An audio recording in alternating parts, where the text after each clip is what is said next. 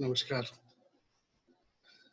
आइए, मैं अवधेश कुमार श्रीवास्तव, सहायक प्राध्यापक, department of botany and microbiology, शासकीय दानवीर तुलाराम स्नातकोत्तर महाविद्यालय उदय दुर्ग से एक अच्छी सी टॉपिक लेके पुनः आपकी सेवा में हाजिर हूँ।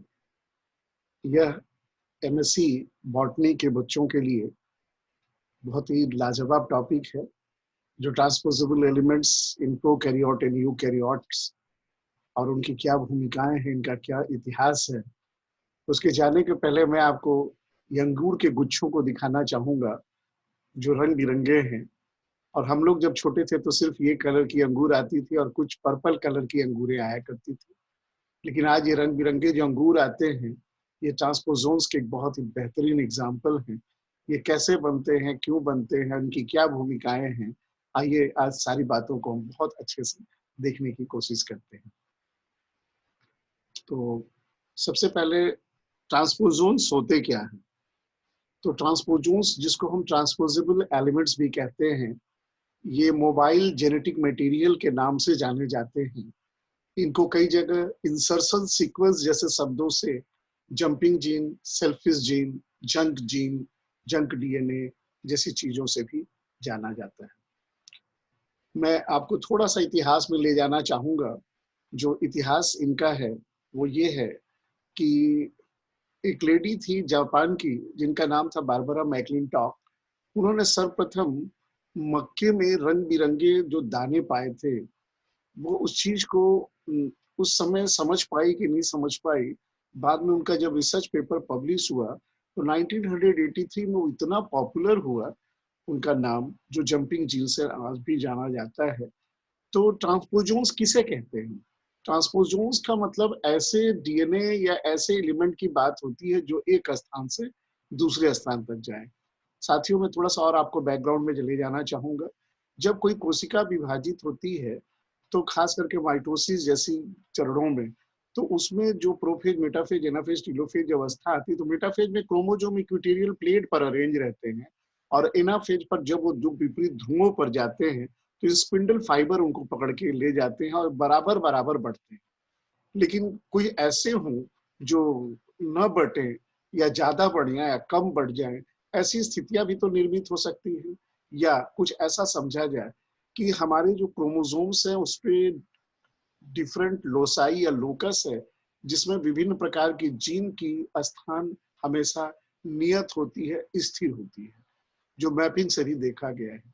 लेकिन ऐसे जीन जो अपने स्थान पे परिवर्तित होते रहे, जो कहीं फिक्स नहीं पाए जाए, यानी उनके लोसाई फिक्स ना हो, जिनका लोकस फिक्स ना हो, वो एक क्रोमोसोम से इधर से उधर अगर भागते रहें, तो ऐसे जेनेटिक मटेरियल को, ऐसे एलिमेंट को हम ट्रांसपोजेबल एलिमेंट्स, चूंकि इधर से उधर हो रहे हैं, इसीलिए उन्हें हम मोबाइल जेनेटिक मटेरियल या फिर हम उन्हें इंसर्शन सीक्वेंस या जंपिंग जीन, ये जंपिंग जीन जैसे शब्द का यहाँ पे आ रहा है वर्ड, तो जंप कर रहे हैं एक स्थान से दूसरे स्थान तक, इसलिए इनको हम चाहें तो जंपिंग जीन भी कह सकते हैं। और ये सेल्फिश जीन और जंक डीएनए के बारे में हम लोग और चर्चा करेंगे। तो सबसे पहले आइए हम लोग बात करते हैं कि ट्रांसपोजेबल एलिमेंट होते क्या हैं। तो ट्रांसपोजेबल एलिमेंट्स डीएनए के वे खंड हैं जो अपनी वास्तविक स्थान को, अपनी जो रिलेटिव उनकी पोजीशन हो, वो उस पर्टिकुलर सेल में जो जीनोम में एक जगह से दूसरी जगह चलते रहे, तो उसे हम ट्रांसपोजेबल एलिमेंट्स कहते हैं। अर्थात transposable element is a sequence और DNA sequence that can change its relative position, self transpose जिसको कहते हैं, within the genome of a single cell. Genome की परिभाषा हम पढ़े हुए हैं कि एक जो पूरा basic set of the chromosome होता है उसे हम जीनोम कहते हैं। तो खाली स्थान बदलने से नहीं होता है। हम किसी के घर चले जाए मेहमान बन के, सामने वाला दरवाजा न खोले या हम दरवाजा नहीं खुला पाए, तो क्या उसके घर के मेहमान बनने लायक हम रहेंगे? तो दोस्तों, ये अपने साथ ऐसी चीज लेके चलता है ना, कि ये जब किसी जगह जाते हैं तो उनको रिकॉम्बिनेशन के लिए अलाउ किया जाता है कि आ भाई, तो मेरे से दोस्ती कर ले, तो मेरे पास जुड़ जा। तो ये रिकॉम्बिनेशन इनके ट्रांसपोजेबल एलिमेंट्स के लिए अलाउ होते हैं, तभी ये ट्रांसपोजोन्स होते हैं। अदरवाइज कट के कहीं चले जाएं और सामने वो ग्राही ने इसको स्वीकार नहीं किया तो फिर बड़ा तकलीफ होगी। और आपको एक मजेदार बात बताऊं कि ये जो डीएनए के सेगमेंट हैं ये सभी कोशिकाओं में पाए जाते हैं और ये जंप करते हैं, एक जगह से दूसरे स्थान तक मूव करते हैं, है ना। और जिस जगह से ये मूव करते हैं, जिस जो जहां से ये मूव करेंगे, यानी कि इनकी जो ओरिजिनल स्थान होगी उसे हम डोनर साइट कहेंगे, और जहां पे वो जाते हैं वह उनका टारगेट होता है, उनका लक्ष्य होता है कि मेरे को यहाँ तक जाना है। तो वह क्रोमोसोम सेम भी हो सकता है और डिफरेंट भी हो सकता है।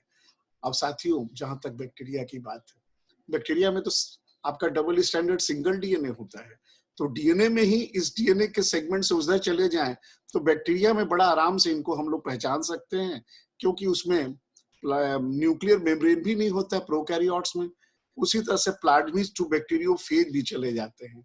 प्लाज्मिड जो बैक्टीरिया का खंड है और बैक्टीरियोफेज जो वायरस है। तो इस तरह से इनका कहीं भी, इवन हम लोग के मनुष्यों में भी एलुजीन वगैरह हैं, है ना, लाइन साइन के नाम से हम लोग आगे पढ़ेंगे उनको, तो वो सब कहीं भी ये पाए जा सकते हैं। तो आइए हम लोग बात करते हैं कि ट्रांसपोजोन्स के बारे में। तो मैं आपसे चर्चा कर रहा था कि एक जापानी लेडी थी जिनका नाम था बारबरा मैकलिंटॉक। तो ये बारबरा मैकलिंटॉक जापान की जो थी, इन्होंने सबसे पहले ट्रांसपोजेबल एलिमेंट्स के बारे में मक्के में देखा था, जिया में, जिसको हम कॉमन बोलचाल में कॉर्न बोलते हैं, इसमें देखा था। और ईयर थी 1940। और इनकी कंट्रीब्यूशन को इतना इंपॉर्टेंट माना गया कि उनको प्रेस्टिजियस नोबेल प्राइज मेडिसिन में दिया गया 1983 में।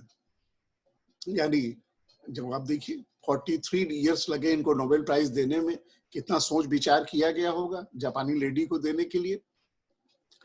और ये जो प्रोसेस है जिसमें एक डीएनए का खंड एक डोनर सेल से, डोनर स्थान से जो टारगेट स्थान तक, डोनर साइट से टारगेट साइट तक जब ये जाता है, तो ये प्रोसेस कहलाती है ट्रांसपोजिशन। ये बड़ा रेयर इवेंट है, ये सामान्यतः होता नहीं है, बहुत रेयर कंडीशन में ये कंडीशन घटित होती है। तो हम इसको रेयर इवेंट मान के चल रहे हैं, ये रेयर इवेंट। और इसके लिए रिपीटेटिव डीएनए की सीक्वेंस जिम्मेदार है। रिपीटेटिव डीएनए हम वैसे डीएनए को कहते हैं जो एक ही खंड को बार बार अगर कोई न्यूक्लियोटाइड रिपीट हो तो इसके लिए ये जिम्मेदार होते हैं, वो ट्रांसपोजोन्स करते हैं। अब जैसे फोकट में कई चीजें पड़ी हुई है, मतलब प्रचुर मात्रा में है, कोई उठा के ले जाए तो कोई दिक्कत नहीं है, तो रिपीटेटिव इसके सीक्वेंसेस पाई जाती हैं। तो जो सबसे पहला ट्रांसपोजेबल एलिमेंट जो बैक्टीरिया में डिस्कवर किया गया, उसको लोगों ने IS या इंसर्शस सीक्वेंस के नाम से कहा था। ये सिंपलेस्ट ट्रांसपोजोन्स था। और मक्के में जो विभिन्न कलर के कलर होते हैं, जैसे हमने शुरू में अंगूर देखा, मक्के में कर्नेली में वेरिएशन जो कलर होते हैं, ये इसके लिए जिम्मेदार है। 1960 के बाद बैक्टीरिया में, बैक्टीरियोफेज में, ये सब ट्रांसपोजेबल एलिमेंट, शॉर्टकट में TE हम आगे लिखेंगे। तो ये बताइए कि इनके डेवलपमेंट, जो रिकॉम्बिनेंट टेक्नोलॉजी जो डेमोन्स्ट्रेट हुई ट्रांसपोजेबल एलिमेंट की, ये आज की तारीख में लगभग सारे ऑर्गेनिज्म में रिपोर्टेड है। ड्रोसोफिला में, मनुष्य में, ईस्ट में, यूकैरियोट्स में, कई जगह रिपोर्टेड है। और हमारे बॉडी में तो ये करीब करीब 45% ह्यूमन जीनोम के, क्योंकि आपको पता है कि आपके 2% डीएनए ही कार्य करते हैं, यानी 98% जो इंट्रॉन के फॉर्म में है, उसमें 45% जो जीन है वो ट्रांसपोजेबल एलिमेंट्स के फॉर्म में है। और ये insert at very different location पर पाए जा सकते हैं। तो मैं एक बार फिर से अगर ब्रीफ करूं तो ये चीज हमको समझ में आ रही है कि ट्रांसपोजोन्स होने के लिए रिपीटेड सीक्वेंस का डीएनए होना जरूरी है। बैक्टीरिया में जब ये पाया गया था तो उनको IS या इंसर्शस सीक्वेंस कहा गया था। मक्के में सबसे पहले जब इसको देखा गया था कर्नेल के रूप में, जो उनके विभिन्न प्रकार के सीड थे, और ये रिकॉम्बिनेंट टेक्नोलॉजी लगभग मनुष्यों के अलावा प्रोकैरियोट्स में तो मिलती है, और मनुष्यों में 45% जो जीन है, जीनोम है, वो इसको रखे हुए हैं, जो डिफरेंट लोकेशन पर पाए जाते हैं। ये जो लेडी आपके सामने दिख रही है, ये ऑर्डिनरी लेडी नहीं है, शायद आप इनका नाम पहचान गए हैं। सी इज द बारबरा मैकलिंटॉक।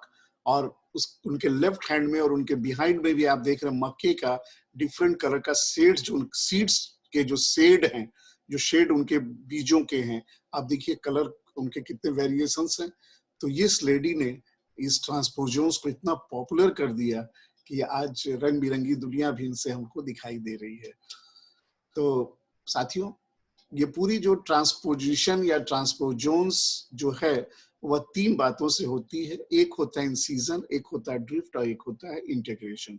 जैसा भी आपने चर्चा किया कि इनमें सबसे इंपॉर्टेंट बात आती है कि एक जो होता है वो डोनर होता है, और जब डोनर से डीएनए का एक छोटा सा सेगमेंट दूसरे स्थान पर जाता है तो वो टारगेट के नाम से जाना जाता है।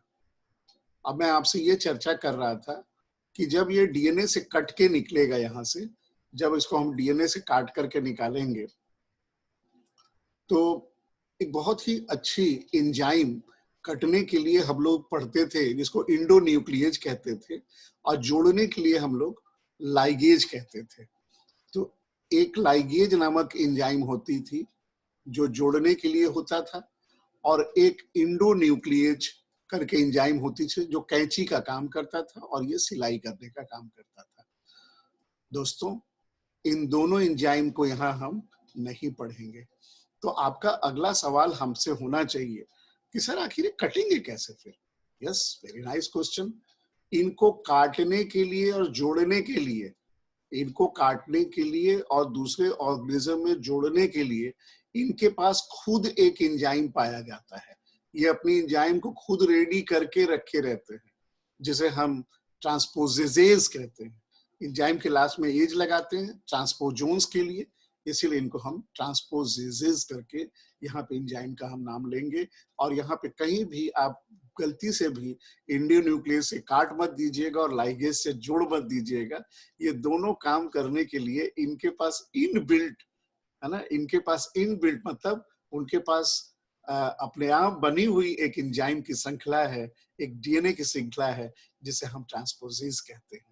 तो साथियों, काटना है, एक जगह से दूसरे जगह ले जाना है और जोड़ देना है।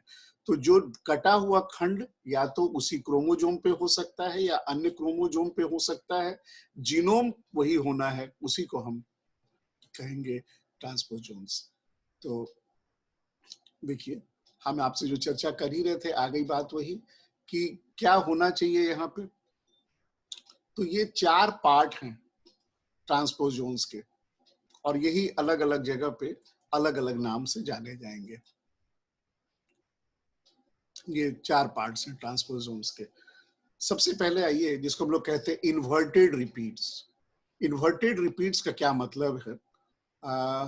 जैसे मान लीजिए, आप ऐसा समझिए, इसको हम स्टिक इन कह सकते हैं कि हमें इन 2 अंगुलियों को जोड़ना है, तो ये तय सी बात है दोनों एक दूसरे के कॉम्प्लीमेंट्री होनी चाहिए।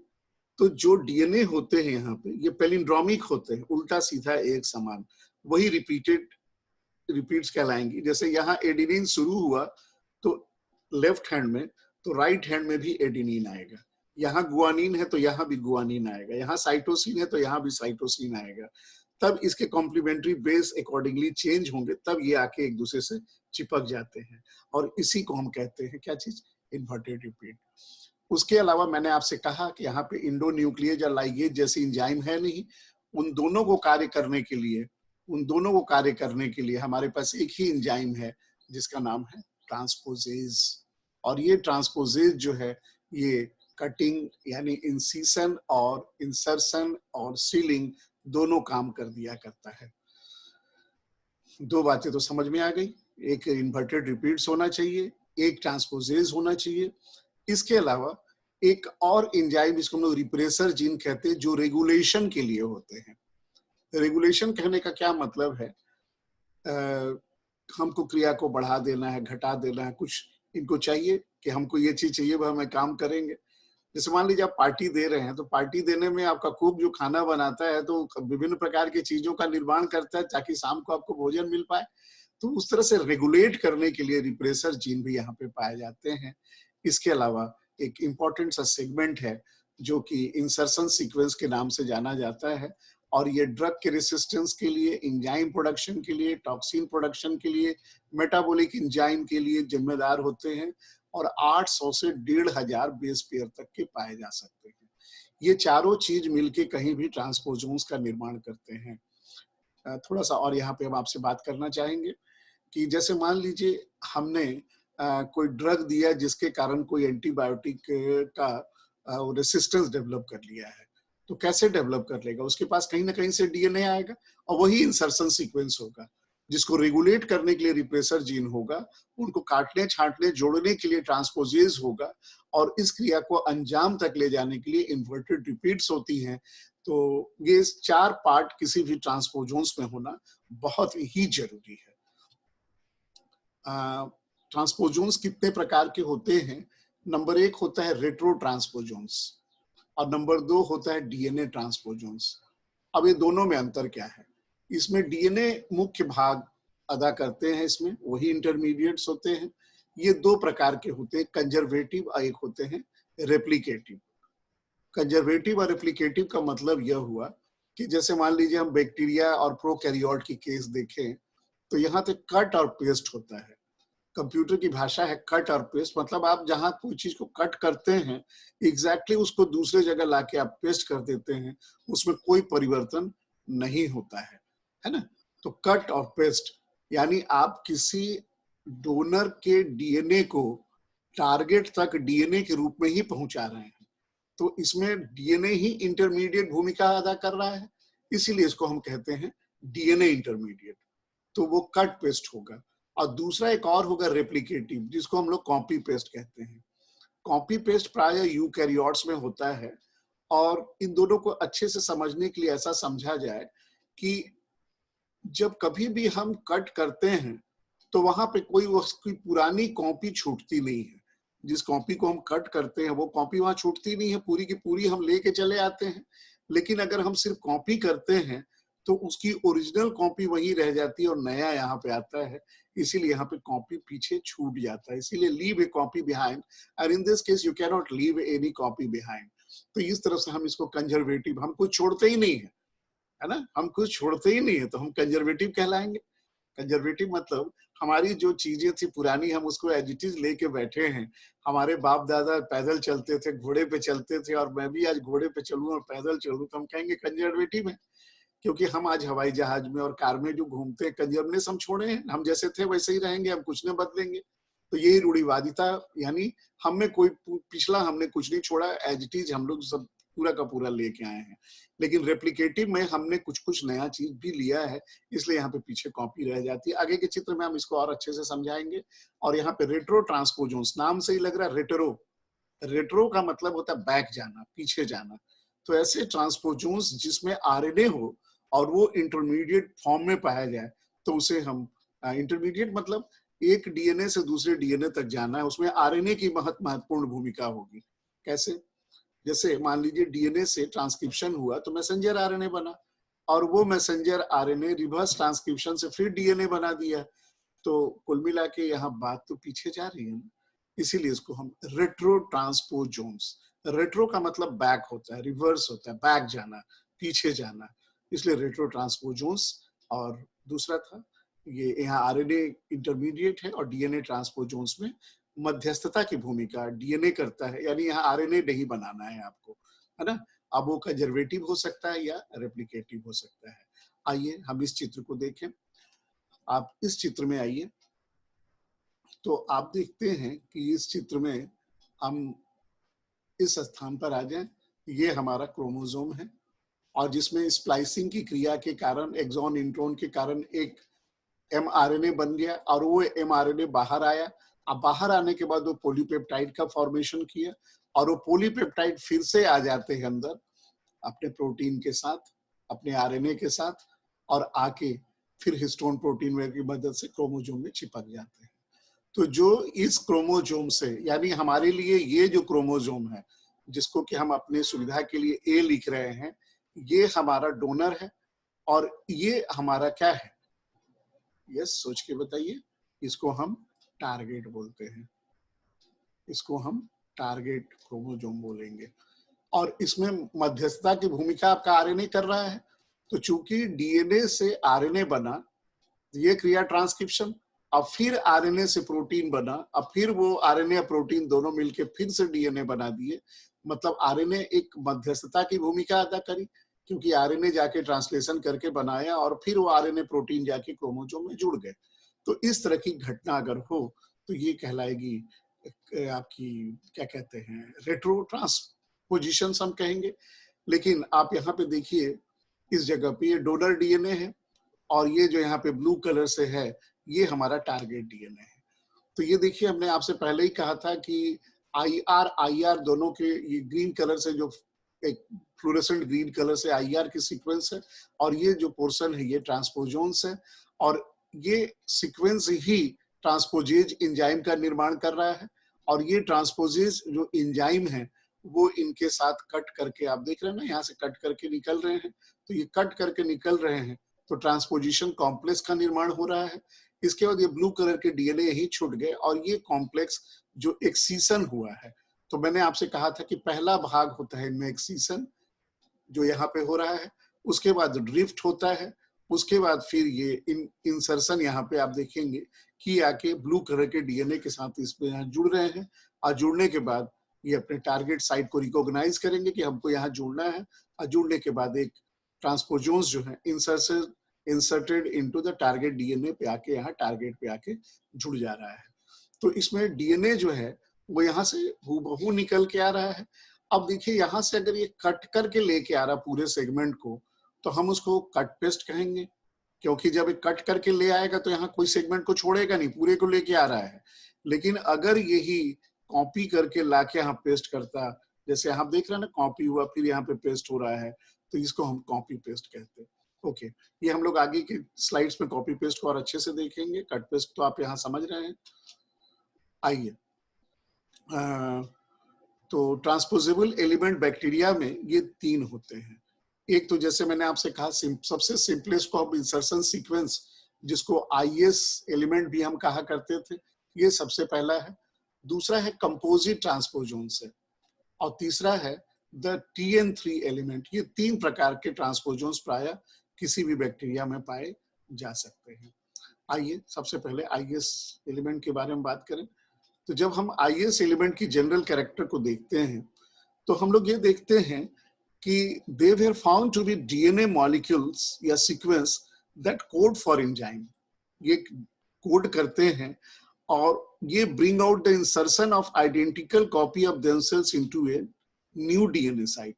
मतलब हमारा जो डीएनए है वो खुद कॉपी कर रहा है ट्रांसपोजेज को, एंजाइम को, और वहां से कट करके ले आ रहा है।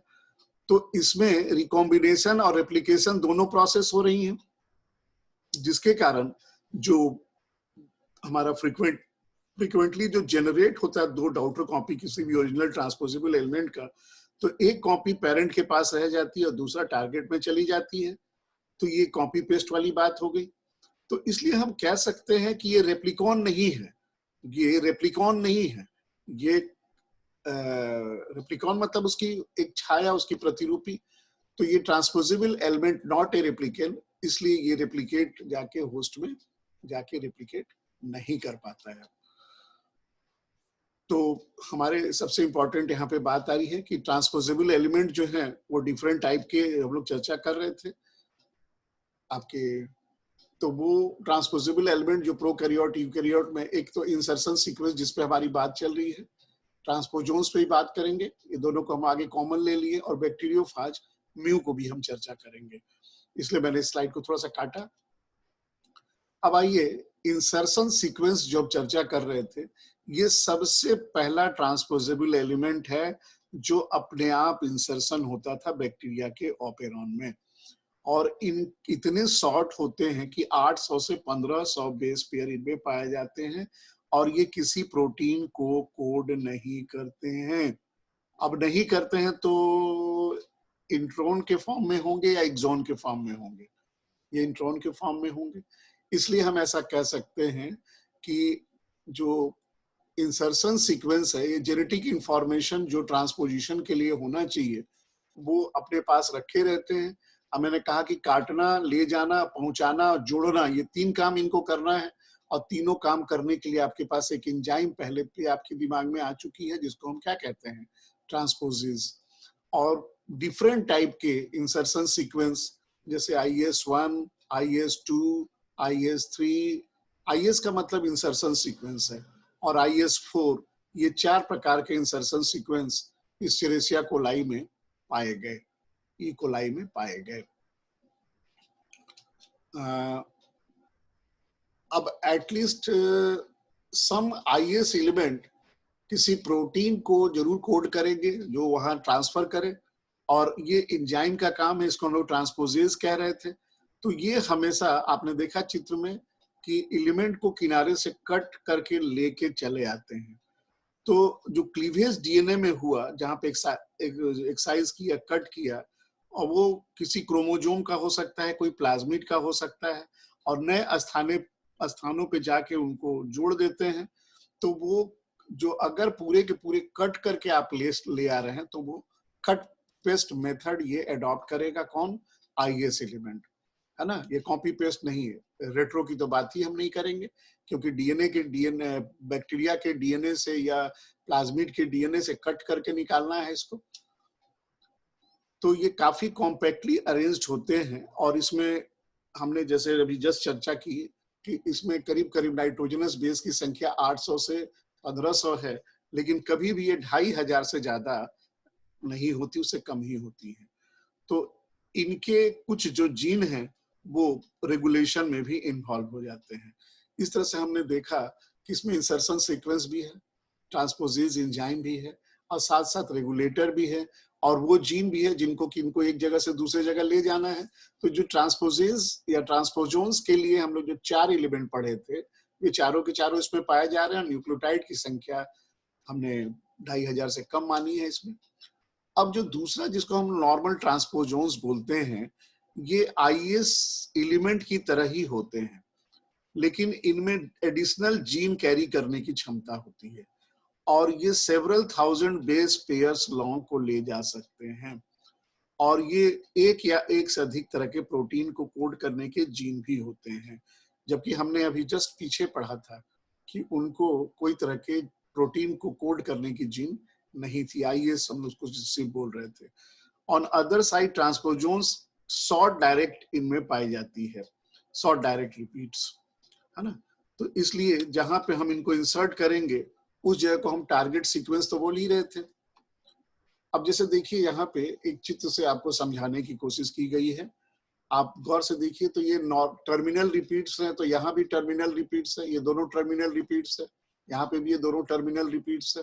और ये जो येलो कलर से बताया जा रहा है, जिसको कि ट्रांसपोजोन्स कहा जा रहा है, अब ये ट्रांसपोजोन्स जो हैं, ये यहाँ स्टैगर्ड कट हो रहा है यहाँ पे इनके टारगेट में, है ना। यहाँ भी कट हो रहा है, यहाँ भी कट हो रहा है, दोनों जगह कट हो रहा है। तो ये टारगेटेड DNA और ये ट्रांसपोजोन्स दोनों आ रहे हैं। तो हम लोग क्या देखते हैं कि ये जैसे टारगेटेड DNA यहाँ से, ये अब यहाँ जब कट हुआ, इस जगह पे थोड़ा सा कट हुआ, इस जगह पे थोड़ा सा कट हुआ, तो ये इधर की तरफ और ये इधर की तरफ जब मूव करेंगे, तब ना यहाँ गैप डेवलप होगा, और उस गैप में ये दोनों ट्रांसपोजोन्स आ गए, और ये ट्रांसपोजोन्स इनके खंड के साथ ये जुड़ गए, और इस खंड के साथ ये जुड़ गए, तो हमारे पास ये चीज जो बाकी जो बची थी वो जुड़ गई, और इस तरह से the ट्रांसपोजोन inserted inside the cut. और जब वो चले आएंगे, अब इसके बाद वो रेप्लिकेट करके, डुप्लीकेट करके अपने सीक्वेंस को फ्लैंकिंग, जो उनके फ्लैंक करने का मतलब है कि जैसे दोनों मेरे ये नाक के दोनों साइड ये फ्लैंक किए हुए दोनों ईयर, आपके ईयरफोन के जो हमारे स्पीकर्स हैं, क्या बोलेंगे इसको, माइक लाउडर जो भी बोल सकते हैं आप, स्पीकर्स बोल सकते हैं, जो हमारे कान में बोल रहा है, ये हमारे नाक के फ्लैंक में है, या नाक के दोनों साइड हमारे चश्मे फ्लैंक करके, फ्लैंक मतलब road is flank by bricks. तो उस तरह से यहाँ पे हम देख रहे हैं कि ये जो फ्लैंक जो इनके जोन्स हैं ये भर दिए गए हैं। तो ये एक जनरल मैकेनिज्म कहीं भी ट्रांसपोजेस, और ये कट करने के लिए हमेशा की तरह, जैसे आप जेनेटिक इंजीनियरिंग में पढ़े होंगे कि इंडोन्यूक्लिएज और जुड़ने के लिए लाइगेज होता है, और ये सब काम यहाँ पे सिर्फ एक ही एंजाइम कराती है, जिसका नाम है ट्रांसपोजेस। तो दो प्रकार के ट्रांसपोजोन्स हो सकते हैं, एक होते हैं कंपोजिट और एक होते हैं non composite. Composite transposons and non composite transposons.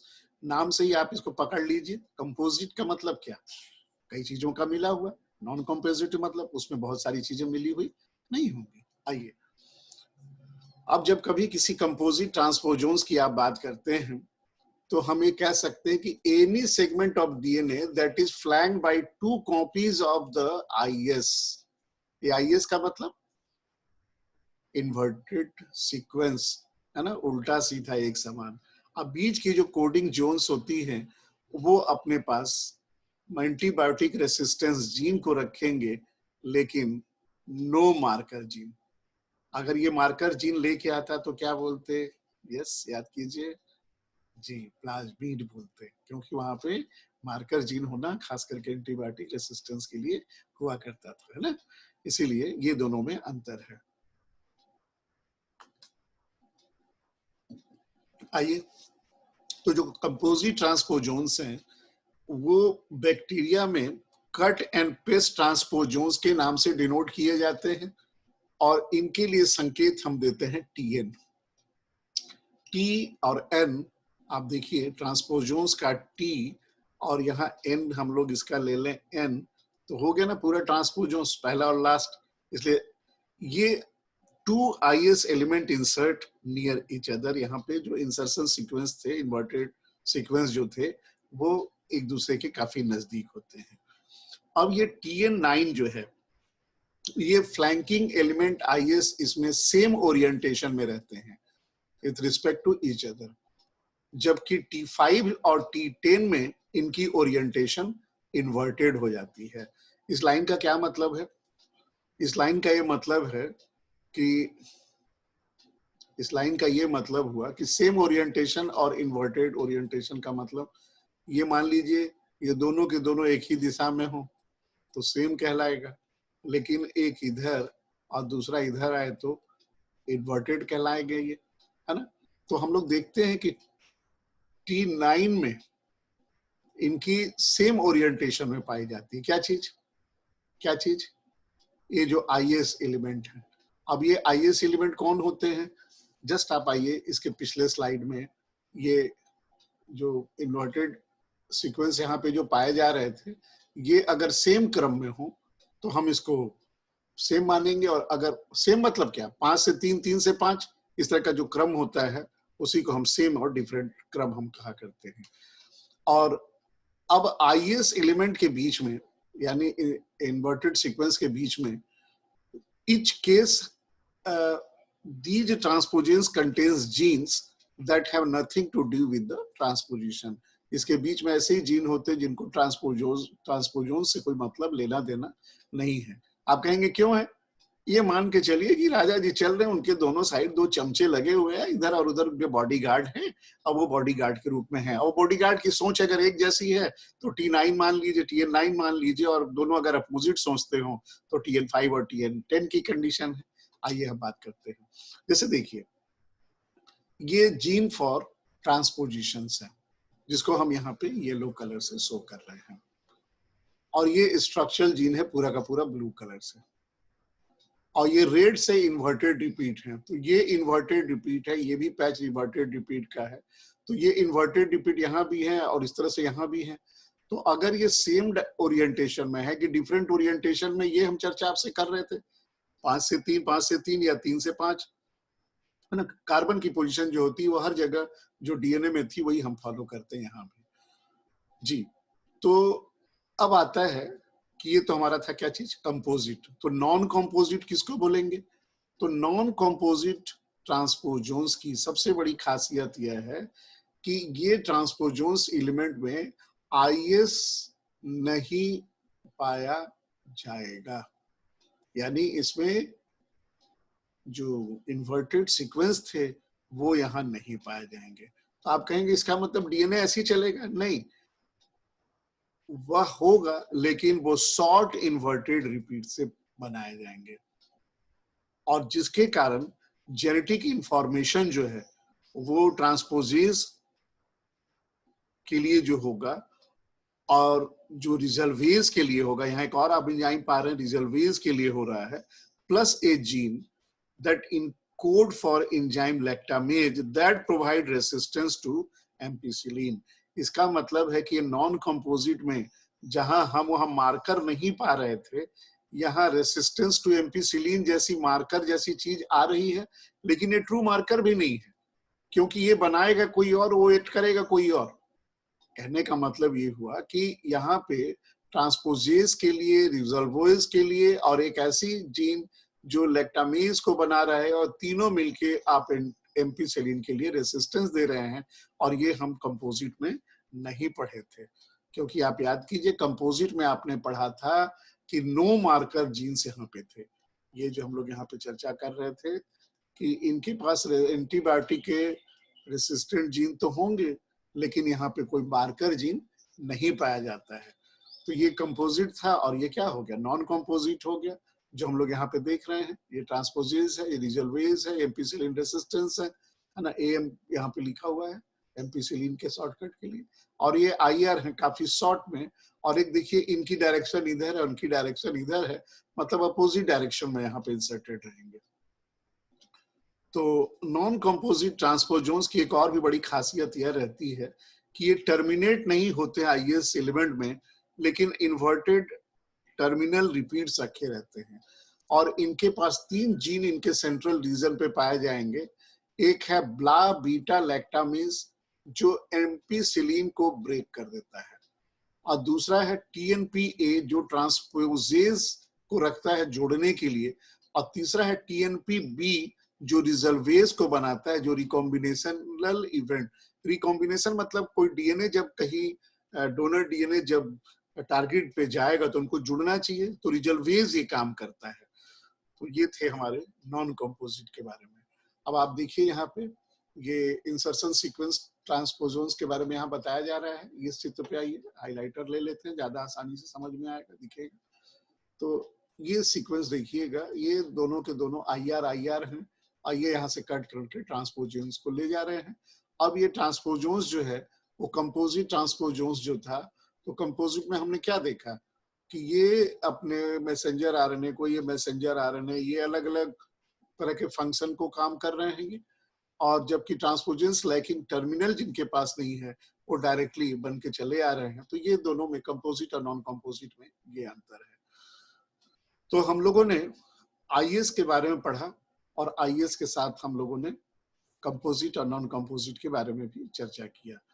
अब हमारा एक ट्रांसपोजोन्स के बारे में भी चर्चा किया। अब हमारा नेक्स्ट आता है जिसको हम बैक्टीरियोफेज या मूव, जिसको हम इस तरह से भी रिप्रेजेंट करते हैं।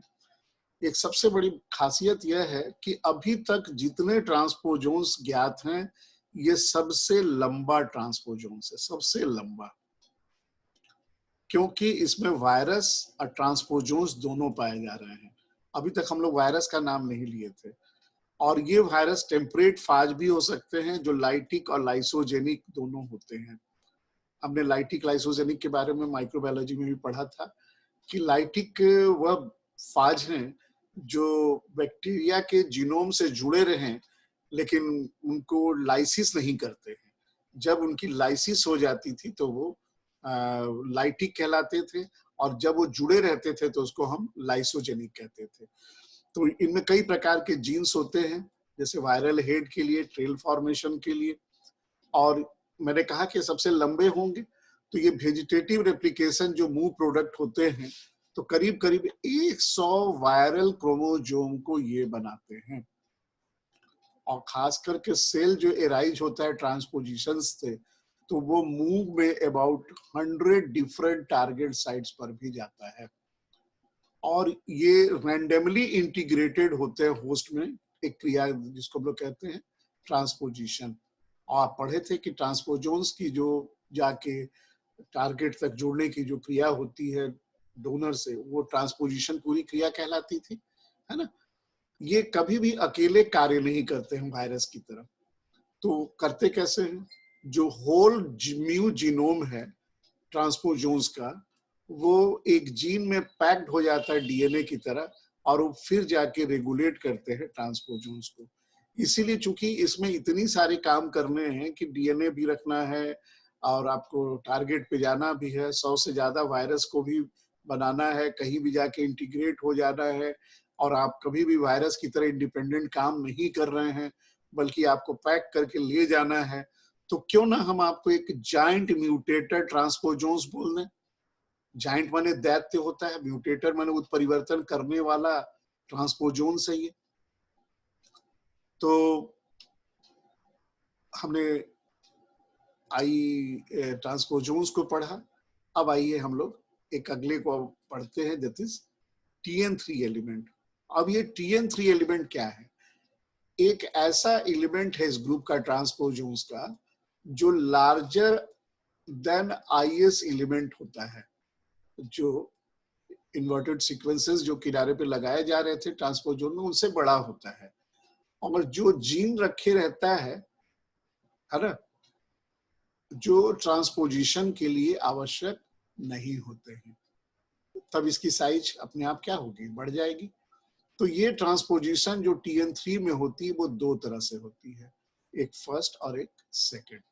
फर्स्ट में क्या होता है कि ट्रांसपोजेज जो एंजाइम है वो मीडिएट करता है fusion of two circular molecule को।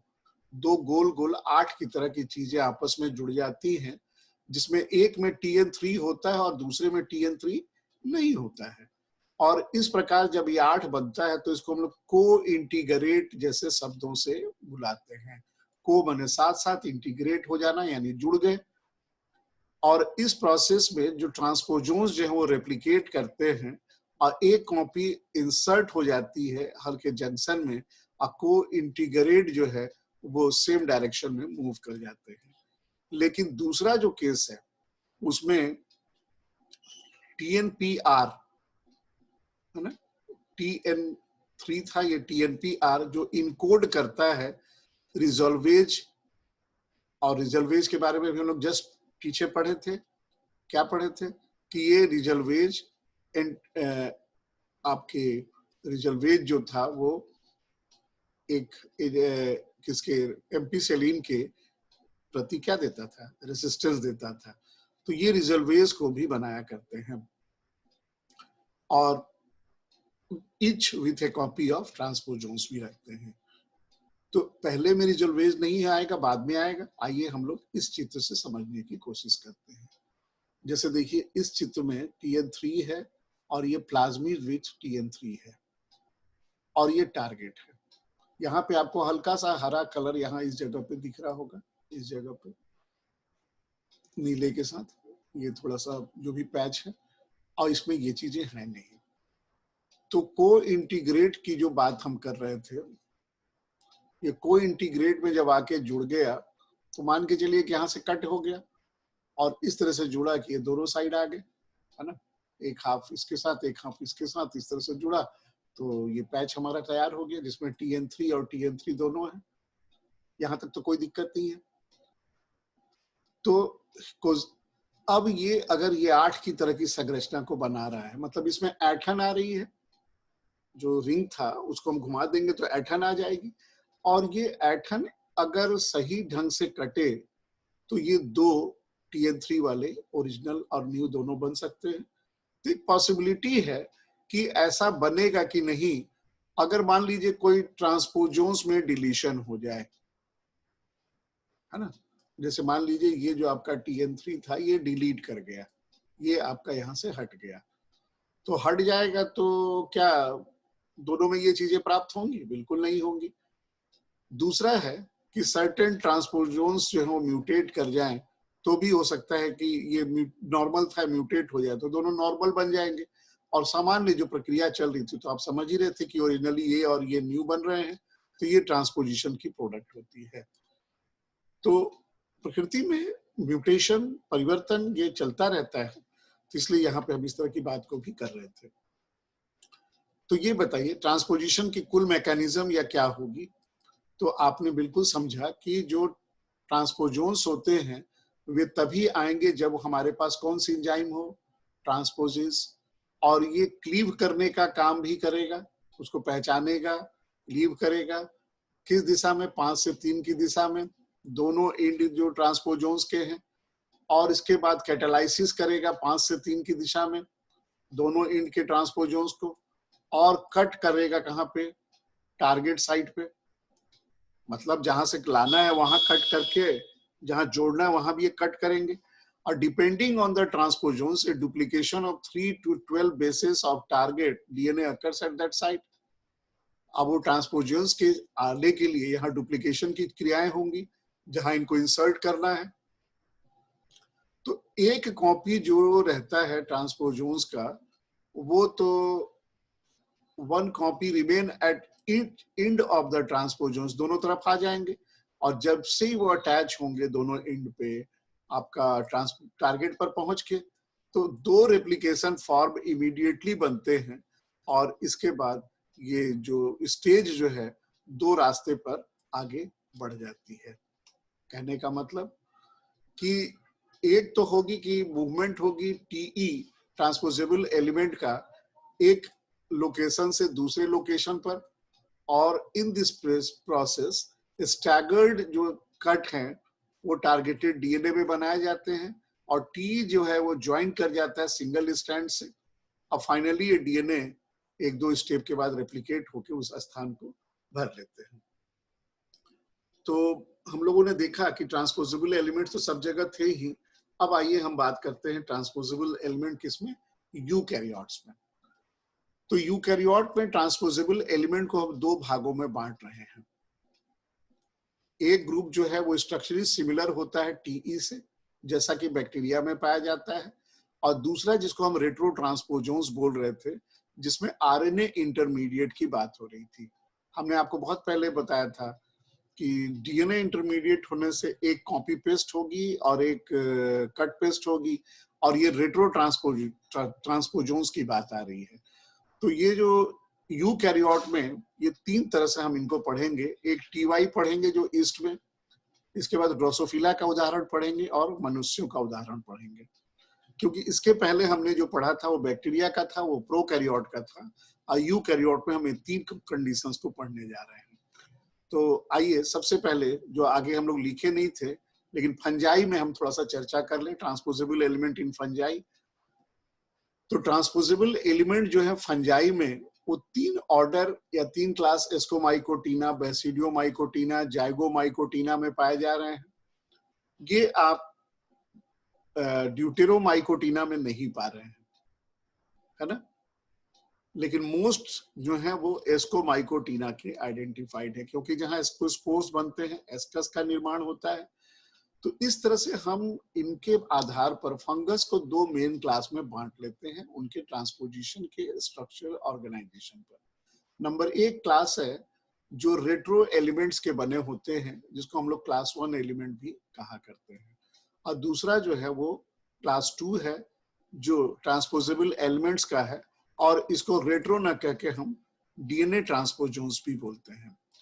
तो जैसा हमने पहले पढ़ा कि transpose by copy and paste method by reverse transcription of an RNA intermediate, यहाँ दो बातें आ रही है, कॉपी एंड पेस्ट की आ रही है और रिवर्स ट्रांसक्रिप्शन की भी बात आ रही है।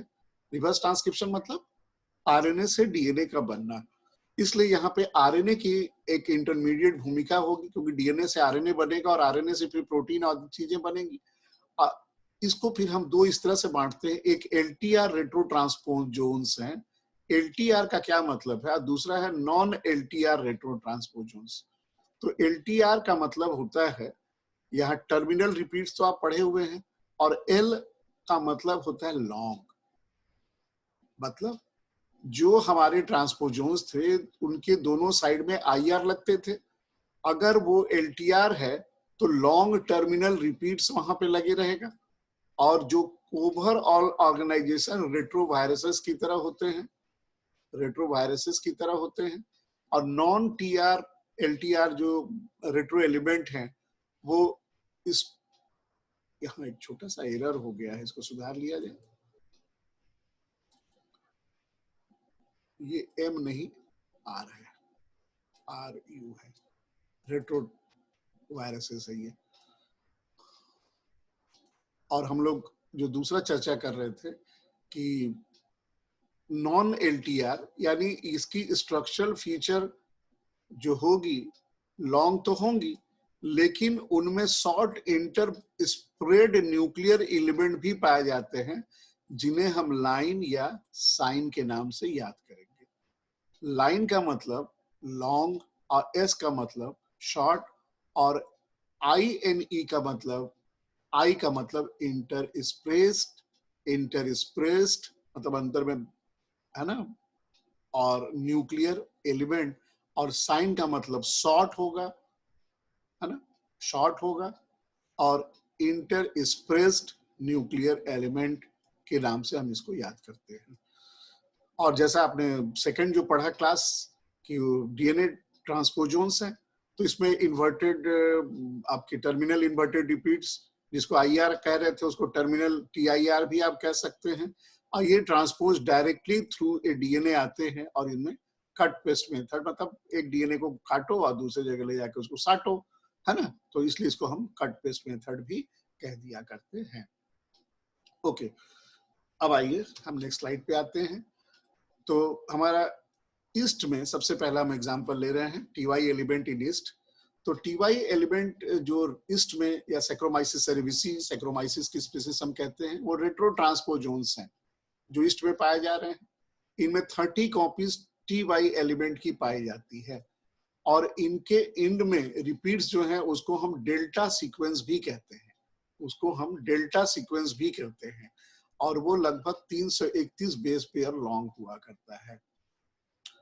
तो ऐसा देखा गया कि असल में वो 5912 बेस पेयर लेंथ के टोटल एलिमेंट थे, और इनके जो इंटरनल जो आइडेंटिकल डेल्टा सीक्वेंस थे वो 331 बेस पेयर के थे, और TY PY जो 109 थे उनमें 2 लार्ज ओपन रीडिंग फ्रेम्स, है ना, ओपन रीडिंग फ्रेम्स और भी 2, और जो ओवरलैप करते हैं एक दूसरे से 38 बेस पेयर से, और ये प्यूटेटिव प्रोटीन्स है जो 440 और 1328 अमीनो एसिड रेसिड्यू के बने होते हैं।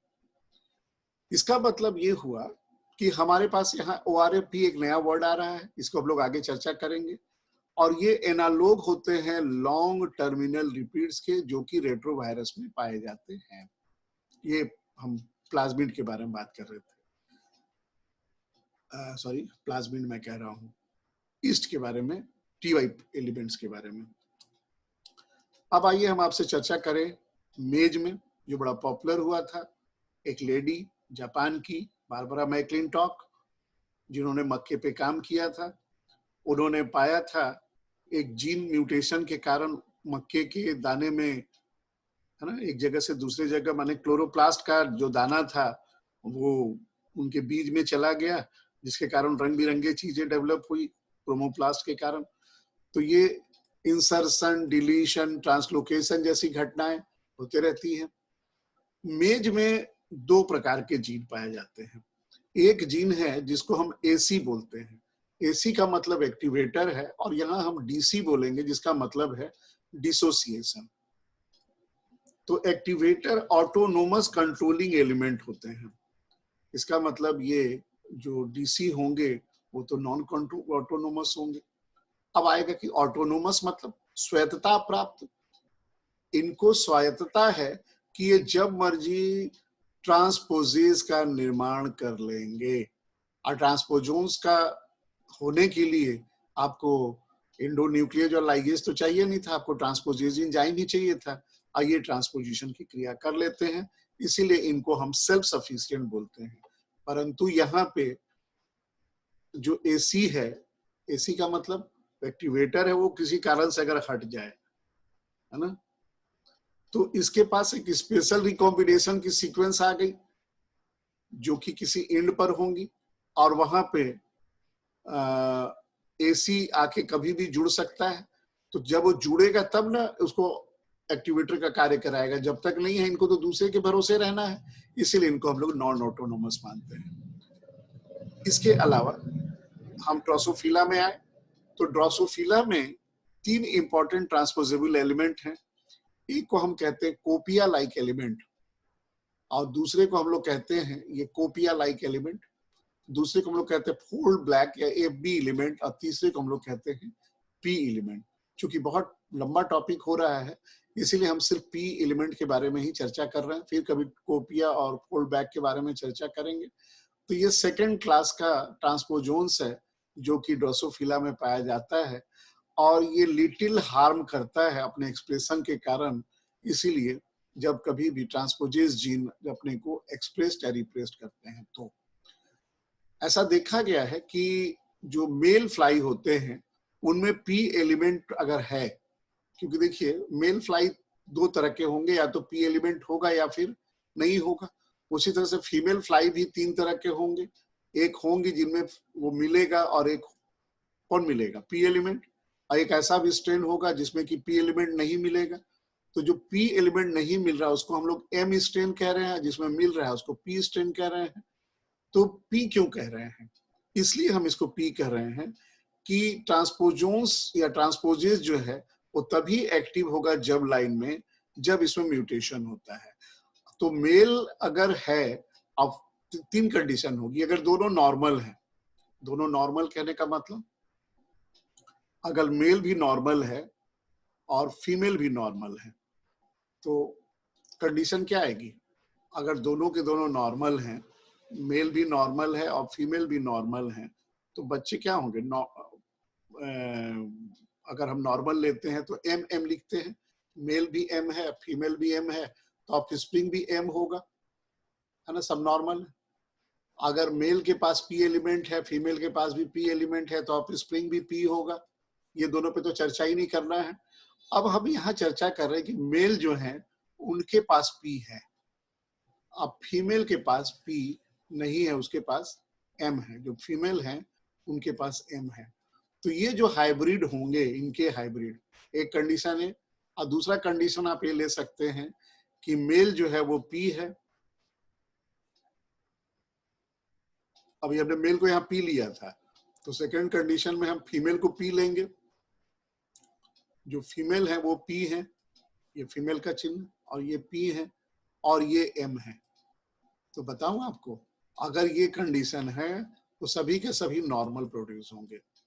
लेकिन अगर ये कंडीशन है तो ये एक बीमारी से ग्रस्त होगा जिसको हम लोग हाइब्रिड डिसजीनेसिस सिंड्रोम कहा करते हैं। तो आप हमसे कहेंगे कि सर यहाँ पे भी तो वही चीज था। नहीं बेटा, जो मेल के स्पर्म सेल हैं उसमें पी एलिमेंट अगर प्रेजेंट है तो वो जाकर मेल के स्पर्म सेल्स में पी अगर है तो वो जाके हाइब्रिड को यहाँ प्रभावित कर रहा है, वो जाके प्रभावित कर रहा है। और जिसके कारण temperature dependent sterility, high mutation rate, high mutation TIO छूट गया बेटा यहाँ पे, म्यूटेशन, और high chromosomal rearrangement and recombination पाया जाता है। इसलिए पी एलिमेंट जो था वो सबसे पहले ड्रोसोफिला मेलानोगास्टर में आज से करीब 50 साल पहले रिपोर्टेड था, इसलिए काफी पॉपुलर हुआ ड्रोसोफिला भी। अब आइए हम अपने लास्ट क्लास के टॉपिक पे आ रहे हैं कि मनुष्यों में जो एलिमेंट्स होते हैं, तो हमने पहले ही आपसे चर्चा किया था कि मनुष्यों में लगभग 45%, है ना, मनुष्यों में लगभग 45% पाई जाती है। क्या चीज बताइए? ऐसा जीनोम जो ट्रांसपोजेबल एलिमेंट्स का या ट्रांसपोजोन्स का काम करता हो। तो ये तो पॉइंट क्लियर है। सबसे कॉमन है इसमें एलू एलिमेंट जो मनुष्यों के, ये भी हम लोग आगे चर्चा किए थे। तो आप कहेंगे एलू क्या होता है? एलू एक्चुअली एक एलिमेंट है जो डीएनए के शॉर्ट स्ट्रेच होते हैं और उसमें अर्थ्रोबैक्टर लूटियस। तो अब इसके बैक्टीरिया के नाम से ही हम दो शब्द निकाल रहे हैं, अर्थ्रोबैक्टर का ए और ल्यूटियस का लू, इसलिए बन गया एलू। तो इनमें रेस्ट्रिक्शन इंडोन्यूक्लिएज पाई जाती है। तो एलू एलिमेंट एक शॉर्ट सेगमेंट डीएनए का है जो कि ऑर्थोबैक्टर ल्यूटियस के रिस्ट्रिक्शन इंडोन्यूक्लिएज की तरह कार्य करता है। और ये मोस्ट एबुंडेंट ट्रांसपोजेबल एलिमेंट होता है जिसमें 1 मिलियन से भी ज्यादा कॉपी डिस्पर्स्ड होती है ह्यूमन के क्रोमोसोम में, और ये हमेशा आरएनए के इंटरमीडिएट से एक स्थान से दूसरे स्थान जाते हैं। तो इसलिए इनमें हम दो प्रकार के आपके एलिमेंट्स पाएंगे, एक को हम साइन कहेंगे। तो साइन के बारे में आपने पहले ही पढ़ लिया था कि शॉर्ट इंटरस्पर्स्ड न्यूक्लियर एलिमेंट होते हैं जो नॉन ऑटोनोमस होते हैं, नॉन कोडिंग होते हैं, ट्रांसपोजेबल एलिमेंट्स होते हैं, that is about 100 to 700 base pairs के होते हैं, और इनको हम रेट्रो ट्रांसपोजोन्स के क्लास में रखे हुए हैं। और DNA element that amplify themselves through out eukaryote genome होते हैं। इसलिए इनमें आरएनए इंटरमीडिएट की आवश्यकता पड़ती है, और मनुष्यों में लगभग 11% जीनोम में ये पाए जा सकते हैं। कौन? साइन। अब दूसरा जो हम लोग लाइन के बारे में बात कर रहे थे, लॉन्ग इंटरस्पेस्ड, है ना, न्यूक्लियर क्या चीज, एलिमेंट्स। तो चूंकि ये लॉन्ग है तो शॉर्ट में कितना था, 100 से 700 बेस पेयर था आपके पास। लॉन्ग में आप शॉर्ट में आपने कितना रखा था, 100 से लेके 700 बेस पेयर था जब हम साइन की बात करते थे, शॉर्ट की बात करते थे। तो जब हम लॉन्ग की बात करेंगे, लाइन की बात करेंगे, तो ये 6000 बेस पेयर के रखे होते हैं। तभी तो इसको हम शॉर्ट और इसको लॉन्ग बोल रहे थे। और ये जहां 11% पाया जाता था, ये यहाँ 21% पाया जाएगा। तो आप कहेंगे सर 33% हुआ, आप तो 45% की चर्चा कर रहे थे। तो बेटा सिर्फ यही इतना पाया गया, तो बाकी सब भी तो होंगे ह्यूमन जीनोम में। और ये लाइन और साइन जो है, जो दोनों पाए गए हैं, इनसे म्यूटेशन करने के लिए इनको आइडेंटिफाई किया गया है। अब 20 से भी ज्यादा केसेस ये ह्यूमन डिजीजेस में इनकी रिपोर्टेड है। अब आइए हम बात करते हैं किसकी, रेट्रो ट्रांसपोजोन्स की बात करते हैं। तो रेट्रो ट्रांसपोजोन्स नाम से ही लग रहा है कि इसमें एक एंजाइम पाया जाएगा, रिवर्स ट्रांसक्रिप्टेज, जो यूकैरियोटा प्लांट में मिलेगा। 49 से 78% मेज में पाया जाता है, 42% ह्यूमन में पाया जाता है, 90% रिपीट की सीक्वेंस, और 68% ट्रांसपोजेबल एलिमेंट जो हैं वो वीट में पाए जाते हैं। सारे एग्जाम्पल यूकैरियोट के आ रहे हैं, और ये दो प्रकार के होते हैं, लॉन्ग टर्मिनल और लॉन्ग टर्मिनल जो रिपीट होंगे उसको नॉन टीआर, इसमें एडेनिन थायमिन की मात्रा अधिक पाई जाएगी, और ये प्रायः मैमल्स में पाए जाते हैं। और फिर से, है ना, हम लोग लाइन साइन की बात कर रहे थे। तो देखिए ये क्रिया कैसे चलती है, ये थोड़ा सा कॉम्प्लिकेटेड डायग्राम आपको लग रहा होगा, लेकिन हम लोग इसको बड़ा आसानी से समझने की भी कोशिश करेंगे। तो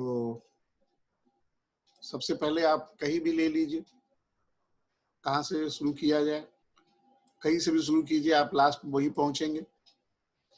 जैसे मान लीजिए हम लोग यहाँ से शुरू करते हैं, ये हमारा एक बैक्टीरियोफेज है जो इन्फेक्शन कर रहा है, इसके पास इन रिवर्स ट्रांसक्रिप्शन है, इसके आरएनए डीएनए में परिवर्तित हो गए, ये कॉम्प्लीमेंट्री डीएनए बना। अब ये कॉम्प्लीमेंट्री डीएनए प्रो वायरस बन के होस्ट के डीएनए के साथ चिपक गया, एक कंडीशन। और जब चिपक गया तो ये फिर ट्रांसक्रिप्शन के कारण मैसेंजर आरएनए बनाएगा, और वो मैसेंजर आरएनए अन्य प्रोटीन से मिलके फिर बर्डिंग के फॉर्म में वायरस को बना के बाहर कर देंगे, जिसको हम एक्सोजेनस रेट्रोवायरस निकलने की बात कर रहे थे। ये निकल गए यहाँ से वायरस, और ये वायरस पुनः आएगा, तो एक साइकिल तो ये चलेगी। दूसरी साइकिल रिवर्स ट्रांसक्रिप्शन की हम यहाँ पे और देखें कि ये जो आरएनए आए थे, अब वो आरएनए प्रोटीन भी बना सकते थे, कॉम्प्लीमेंट्री आरएनए भी बना, कॉम्प्लीमेंट्री डीएनए भी बना सकते थे, और इनके अंदर से भी जो जुड़ गए थे वो ट्रांसक्रिप्शन से भी मैसेंजर आरएनए बना रहे हैं, अब भी वही काम को कर रहे हैं, और जिसके कारण फिर से जीनोमिक इनकी आरएनए बन रही है, और ये फिर से बाहर चले जा रहे हैं, और इनमें नो री इन्फेक्शन होता है। बताइए क्यों? इसलिए कि ये जो आरएनए जो था वो कहाँ का आरएनए था, ये अनस्प्लाइस्ड, और स्प्लाइस जो भी था वो सिर्फ मैसेंजर आरएनए था। लेकिन ये आरएनए कहाँ का आरएनए था, ये जो रिवर्स ट्रांसक्रिप्शन से वायरस का था। इसीलिए यहाँ पे जीनोमिक आरएनए बनेंगे जरूर, लेकिन ये इन्फेक्शन कॉज नहीं करेंगे। जरा इधर देखा जाए कि ये जो कॉम्प्लीमेंट्री डीएनए है, वो कॉम्प्लीमेंट्री डीएनए आके या तो इनके साथ जुड़ जाएंगे तो स्यूडो जीन्स कहलाएंगे, सिर्फ संख्या बढ़ाएंगे। और यहाँ स्प्लाइस्ड mRNA अगर बनाते हैं तो ये ट्रांसक्रिप्शन के बाद तो ये जस्ट इस तरह से चलता आएगा और इससे भी कोई नया संख्या नहीं बनेगा। लेकिन जरा यहाँ देखा जाए कि रेट्रो ट्रांसपोजोन्स जो है वो ट्रांसक्रिप्शन करेंगे, मैसेंजर आरएनए निर्मित करेंगे, आउटवर्ड ट्रांसलेशन करेंगे और नए नए फिर जीनोम को निर्माण करेंगे और इनके जो प्रोटीन है जो कि गैग प्रोटीन कहला रहे हैं वो फिर रिवर्स ट्रांसक्रिप्शन के द्वारा फिर यहाँ पे रीइंटीग्रेट हो जाएंगे। तो इस तरह से ये रेट्रो ट्रांसपोजोन्स जो थे, जिनको हम इंडोजिनस रेट्रो ट्रांसपोजोन्स बोल रहे थे, इसको हम स्यूडोजीन्स कह रहे थे और इसको हम एक्सोजेनस। तो इंडोजिनस क्यों? क्योंकि ये आया और किसी को संक्रमित नहीं किया। और ये एक्सोजेनस क्यों? बाहर से आया और बाहर को संक्रमित किया। इसको रिवर्स ट्रांसक्रिप्शन यहाँ आराम से समझ में आ रहा है। और रेट्रो ट्रांसपोजिशन हम लोग पहले ही पढ़े थे कि ट्रांसक्रिप्शन के बाद आरएनए और उसके बाद रिवर्स ट्रांसक्रिप्शन के बाद डीएनए और फिर आके इंसर्ट हो जाता है। तो इस तरह से ये कंडीशन भी हमें बहुत आराम से रेट्रो ट्रांसपोजोन्स भी समझ में आ रही है। तो इसको ऐसे भी समझा जा सकता था कि देखिए ये L1 लाइन है और ये आपके AATT कॉम्प्लीमेंट्री बेसिस यहाँ पे लगे हुए हैं, एडेनिन के साथ थाइमिन, एडेनिन के साथ थाइमिन। तो ये L1 जो एलिमेंट है क्रोमोसोम का, ये L1 आरएनए का सिंथेसिस किया और L1 आरएनए के साथ चूंकि यह निचला स्ट्रैंड आपका कॉम्प्लीमेंट ये सेंस स्ट्रैंड की तरह था 3 से 5 वाला, तो आरएनए जो बना 5 से 3 की दिशा में बना, यहाँ टी था इसलिए यहाँ AA आ गया। अब ये रिवर्स ट्रांसक्रिप्टेज आदि का निर्माण अगर इनमें हो रहा है, ये एंजाइम प्रोटीन दे रहा है, तो ये क्या करेंगे, एक क्लीव करके first strain of target DNA में आके इस तरह जुड़ जाएंगे। ये जब यहाँ पे फर्स्ट में आके जुड़ रहे हैं AA के साथ, यहाँ पे ध्यान से समझिएगा, और अगले में इनमें जब रेप्लिकेशन होगा तो ये A की जगह TT आ जाएगा और उसके अकॉर्डिंगली यहाँ पे नाइट्रोजनस बेस और जुड़ते जाएंगे। और इस कार्य को कराने के लिए हमारे पास एक बहुत ही इंपॉर्टेंट आ रहा है, कौन सा एंजाइम? रिवर्स ट्रांसक्रिप्टेज, जिसके कारण एक डीएनए की श्रृंखला इस तरह से ही बनती चली जाएगी। और ये तो हमने सिर्फ कट किया था।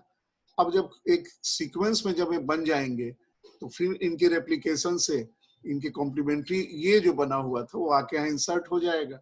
तो ये डीएनए की जो कॉपी होगी इसमें आके ये आरएनए रिवर्स ट्रांसक्रिप्शन से जुड़ रहा है, इसलिए इसको हम लोग नॉन रेट्रोवायरल ट्रांसपोजिशन या L1 एलिमेंट का ट्रांसपोजिशन कहा करते हैं।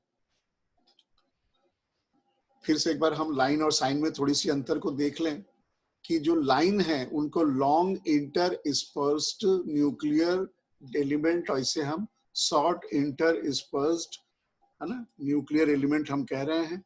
ये 20% होते हैं और ये 10%। ये ऑटोनोमस होते हैं, ये नॉन ऑटोनोमस होते हैं। ये 6 के भी 6000 बेस के बने होते हैं और ये 100 से 400 बेस, और एलू में तो 300 बेस के बने होते हैं।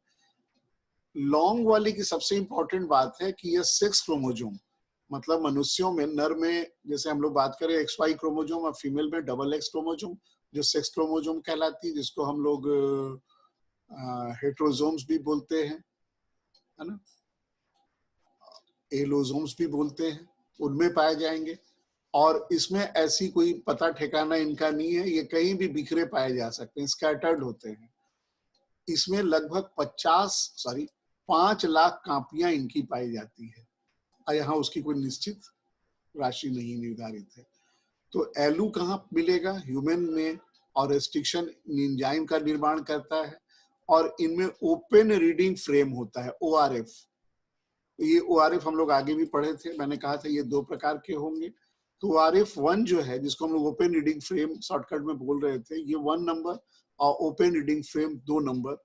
तो ये 1 KB का बना होता है और ये 4 KB का बना होता है।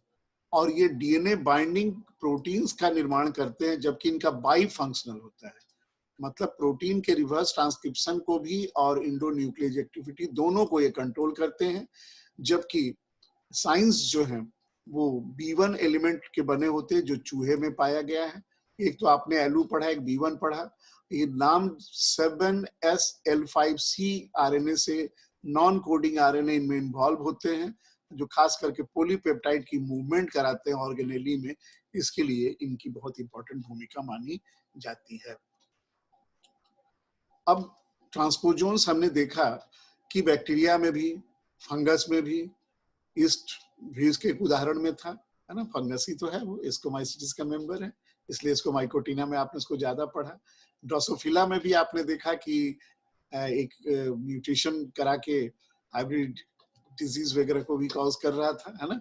इसके अलावा थोड़ी सी और हम चर्चा करें तो ह्यूमन में एलू और डिफरेंट टाइप के और सेगमेंट के फॉर्म में भी ये पाया जा रहा था। तो कुल मिला के आपको लगता नहीं है कि आपकी जो चीज है अगर आपसे छीन दी जाए या एक्स्ट्रा दे दी जाए तो आप में भी परिवर्तन हो सकता है। जैसे आपकी नाक है, इस नाक की जगह अगर आप काट के कान को लगा दे और कान की जगह नाक लगा दे तो आपका सूरत कैसा दिखेगा। आपको भी बस वैसे समझना चाहिए कि जहां कहीं भी एक्स्ट्रा डीएनए आके जुड़ रहा है तो म्यूटेशन का एक बहुत बड़ा कारण हो सकता है। इसलिए हम ट्रांसपोजोन्स को एक बहुत अच्छा म्यूटाजेन मानते हैं। अब म्यूटेशन एक कई तरह से करते हैं, कई तरह से मतलब ये ट्रांसपोजोन इंसर्ट हो जाते हैं फंक्शनल जीन में भी, और जब फंक्शनल जीन जो है उनको अगर चलेगा तो उनको डैमेज करेंगे, और एक्सोन और इंट्रोन और कई तरह के फ्लैंकिंग डीएनए को भी डिस्ट्रॉय करेंगे, उनकी एक्टिविटी को डिस्ट्रॉय करेंगे। तो म्यूटेशन कई तरह से मनुष्यों में भी आ सकता है, और मनुष्यों में जब आएगा तो उनमें जेनेटिक डिजीज के रूप में दिखेगा, जैसे हीमोफीलिया ए और हीमोफीलिया बी। हीमोफीलिया किसको बोलते हैं? हीमोफीलिया, यहाँ पे ब्लड जो है वह क्या होता है, कोगुलेट नहीं हो पाता है ना। X linked severe combined immunodeficiency बड़ी कॉमन सा है, लोगों में इम्यूनोडिफिशियंसी होती है, पोरफायरिया, कैंसर जैसी बीमारियों को भी ये देते हैं। आप तो डर गए कि ट्रांसपोजोन्स तो कई तरह से गड़बड़ सड़बड़ कर रहा है। बहुत घबराने की बात नहीं है, इसके कई यूज भी है। कैसे यूज है? हम क्लोनिंग व्हीकल के रूप में इसको उपयोग में ला सकते हैं।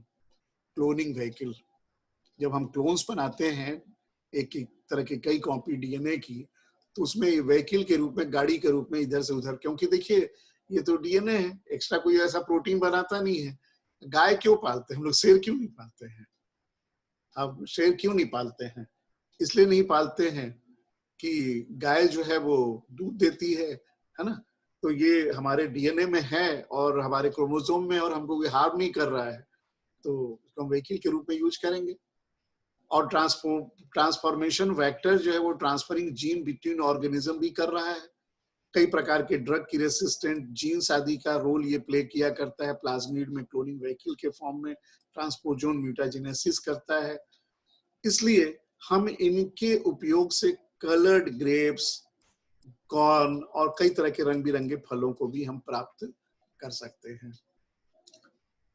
यानी आज जो अभी सुबह से अभी तक की जो बात हो रही थी, हम लोगों ने यही महसूस किया कि ट्रांसपोजोन्स जो है वो जीनोम में पाए जाते हैं, और ह्यूज फंक्शन हमारे टोटल डीएनए में उनका होता है, और मुख्य रूप से म्यूटेशन या जीनोम में रीअरेंजमेंट काउज करते हैं।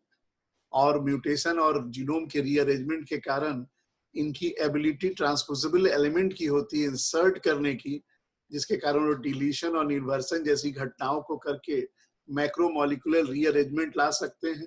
और ये जो म्यूटेशन है ये डिफरेंट कलर के ग्रेप्स, कॉर्न और फ्रूट्स को बनाते हैं, और जिसके कारण हम भविष्य में इनका जेनेटिक स्टडी में भी हम इनका भरपूर प्रयोग कर सकते हैं।